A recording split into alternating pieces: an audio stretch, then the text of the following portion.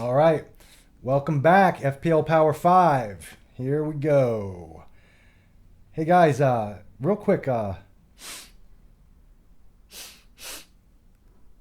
guys smell that? Oh, I know what it is. It's Chelsea. Chelsea stink. That's what that smell is. Man, Chelsea got absolute boat raced by Leeds over the weekend, and I was kind of on the fence. I have Mountain James, but what we're gonna do is this today is top five FPL Power Five reasons why you probably don't want any Chelsea assets other than maybe Reece James, and he's even a red flag in my opinion right now. Um, First of all, hey Tuchel, hey Tukes, what's up, buddy? Better than a red card? Huh? What's up, kid? You better than a red card? I don't think you are.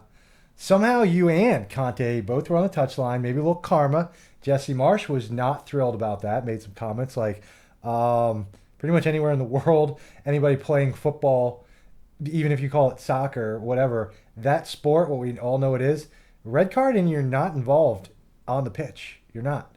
Not on touchline if you're a coach. You're not in the squad if you're a player. Um, I kind of get it. I personally didn't think the dust up with Tuchel and Conte was really like that. Like, oh my god. But they were shown reds, so I don't know. Rules are rules. I'm just curious if that had been, I don't know. Let's say, what if that had been Palace versus Brighton, and it was Potter and Vieira? Would they get the benefit of the doubt, or was is a Spurs coach and a Chelsea coach? I don't know. Anyways, let's just jump right in. So number five thing about why I wouldn't want any Chelsea players, and the number one Chelsea player I wouldn't want Raheem Sterling. Raheem the Dream. Dream was my guy at City for years. First of all, when he came up through Liverpool, his pace was blistering. And I think that he relied on it too much. He did develop more of a shot, but he can't beat people. He can't. He tries to push it past them and then beat them with his speed. It's usually a little bit of a heavy touch, or it's just flicked away. Yes, on the move and cutting inside, he can be dangerous, but I'm telling you, as a City fan, yes, he scored a lot of goals for us, but a lot of people did. I'll tell you one thing. There is a YouTube video out there that I've seen. I believe it was something called like KDB Highlights January 2020. And I'm not kidding you. There was like 6 assists from De Bruyne in this video. But that's for a month. But there was 18 passes from De Bruyne in this video, going to guys like Jesus, who is doing fantastic at Arsenal, Sterling, and others at City. And my point to this rambling is about of the 6 that they showed that were assists, of these other 18 passes, there was like 6 to 8 that were absolute sitters, and 4 or 5 of them were Sterling just blowing it. I mean, blowing it. Like, captain of team blowing it. Like, I don't know how you miss those. I'm not a professional world footballer at the highest level, but I mean, they were startling. And then there was like 3 or 4 others in there that other guys blew also, and these were the sitters. These should have absolutely been scored. So first of all, KDB could have had like 5 or 6 more assists in that same month, giving him like 10 for a month. And Sterling, the whole point of this is Sterling, for all the goals he scored, he probably should have had 30 to 40 more in his career at City. I'm just saying, I've seen it. I respect the heck out of Dream. Fantastic human being, absolutely great footballer. I was not bummed that he's not playing for City anymore. I'm completely happy that he's in the Premier League and he's at a club that he hopes he'll do well for. But Sterling can't beat people. He doesn't frighten people. He doesn't seem as fast as he used to be, and his end product is average at best at that level. That's just straight facts. Number 4, Kai Havertz. What do you do, man? Like, I've seen highlights of you from the Bundesliga, and you did stuff. But since you've gotten to Chelsea, like, I'm not trying to be a complete prick here, but buddy, what do you do? You don't seem to be a facilitator. You don't have breakaway pace. You're not some guy that's amazing at free kicks or that can just take a touch outside of the box and light up a keeper out of nowhere and get Chelsea on the score sheet. I do like Havertz. Like, I do. But the more and more I watch him at Chelsea, I don't really get what he fully does. He plays up top, kind of a little bit offset off to one of the sides. I mean, him, Mount, and Sterling, you're not scaring anybody. You don't really seem like you link up and play that well together. So, I mean, Kai Havertz, if you have him, I would cut bait immediately. I would. And Sterling also at the 10.1, I would honestly consider just getting out of there too, obviously. But so that's number 4. It's Kai Havertz. I mean, what do you really do, man? Number 3, kind of something I just touched on, is there's absolutely nobody on Chelsea that frightens you in a general sense, right? And I'm not saying they have to be Messi, Ronaldo level frightening, but Haaland frightens people. Nunez, Salah, they frighten people. Mbappe, I know he's on the Premier League, he frightens people, right? Or just a guy, that can come on that, I mean, I would even say this, like if Callum Wilson was at Chelsea, I would consider him their best offensive threat immediately, other than maybe Mason Mount. But again, it would kind of be like a partnership thing. But I mean, Mount, great player, doesn't have breakaway, just searing pace. Same thing with Havertz, like we said. Werner, gone, didn't have it either. Lukaku, gone, didn't either. There's not a guy with like the total package. It's just like speed, power, finishing, passing. Yeah, I mean, I even think Bruno Fernandes, who nobody has in fantasy this year, I think he's a better fantasy asset technically than all of them right now. He is more money, so I might be going a little crazy there, but yeah, they don't have anybody up top that makes you think. They don't have anybody that's coming off the bench that's like freaking you out, like, oh god, here comes so and so for 10 minutes. Like, they don't. It's tough. It's tough for Chelsea right now. The number 2 thing about Chelsea, the defense feels like sliding doors again. This is mainly after the Koulibaly sending off the red card.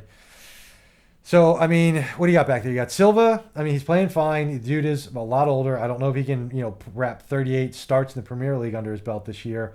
As Azpilicueta, not really sure what's going on with him. I think we'll see more of him and maybe Halaba with Koulibaly being out. Chilwell and Cucurella, feels like they're going to be in and out with each other, right? And what do we really think we're getting from either of them right now? And Mendy. I think you're a fantastically athletic and solid goalkeeper. But what you did dicking around with the ball with Aronson, you can't do that, man. I mean, you had 2 chances to clear it. 2. I think you set the tone for the game right there. Like, it just kind of, I don't know. I mean, the way Leeds were pressing you guys anyways, like, that was bad. So right now, the defense, I just don't think it's as locked down as it was. So the number 2 thing is the Chelsea defense, I don't think can fully be trusted right now, especially with Koulibaly out, because he looked good. That dude looked good. Like a professional center back paired with Thiago Silva. I think they could have gotten through a few weeks and then seeing how everything else shakes out. But the Rudiger loss, the Christensen loss, it's a different defense. It really is. It's going to take some time to get back. Leads us to our number 1 problem with James. Is Reece James now a right center back or is he a right wing back? It's a big deal for owners at 6.0. If he's a right center back, he's out for me. And I brought him in last week. I brought in him and Zinchenko. It worked out with Zinchenko. I dropped Robertson and Castagna. So all in all, like, it worked out. But I can cut bait with him. I'm probably going to just cut bait with him and go to Perisic because I don't want to deal with it. James is the ultimate head scratcher in nailing him for fantasy for if he's going to play and start and what he's going to do. I mean, this guy is the ultimate boom or bust. It is double figures or nothing. I mean, we all know this, the talent is there. And he's coming up on that right from that right wing back position. But again, now we're just seeing what is Chelsea offering him to even target in the middle. So I don't know. And the other thing is, what does Chelsea have on the season? I think they have 3 goals total, right? A Jorginho PK, a James goal, and a Koulibaly goal. Like, 3 games in the Premier League, and those are your scores. So I don't know. And and not only this, but as far as Chelsea's attack in general, the opponent's keepers that they've played through 3 weeks have only had to make 9 total saves, right? Like, I mean, 9 total saves have been credited to the keepers Chelsea has faced. That means there's zero pressure from the Chelsea attack, including James. So, look, I'll keep a little bit of an eye on James from a distance. I'm probably cutting bait with him. I think most people should cut bait with everybody on Chelsea. Mount, Havertz, if for some reason you have him. Sterling, if you roll the dice. I mean, Mount already went down in price, but right now I'm Charlie Brown. I'm Charlie Brown, and Chelsea is Lucy, and James is Lucy with that damn football. I can't believe I fell for it again, and I did. It didn't do too much damage. I'll win my mini league. I'll either be 10 points up on the average for week 3 or just a little bit up on it, even with a solid goal. So I think I'm okay there. But Chelsea, I mean, dude, you guys stink right now, buddy.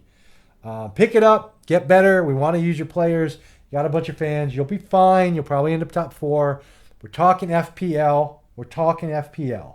Not talking about, like saying Chelsea's going to be, bottom of the table in a month. But anyways, that's what we got.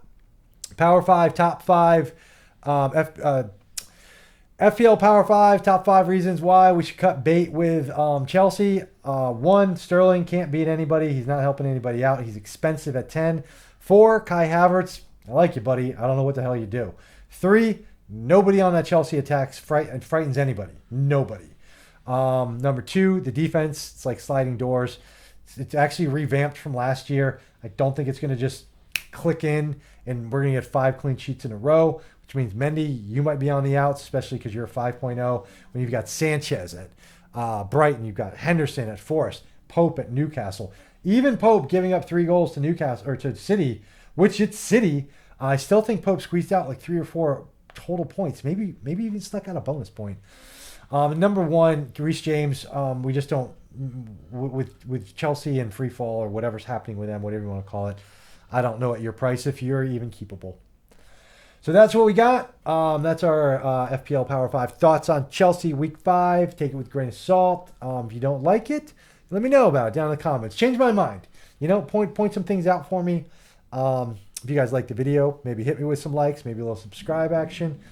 Either way, have a great day, and we'll be back with a few more videos. Take it easy now.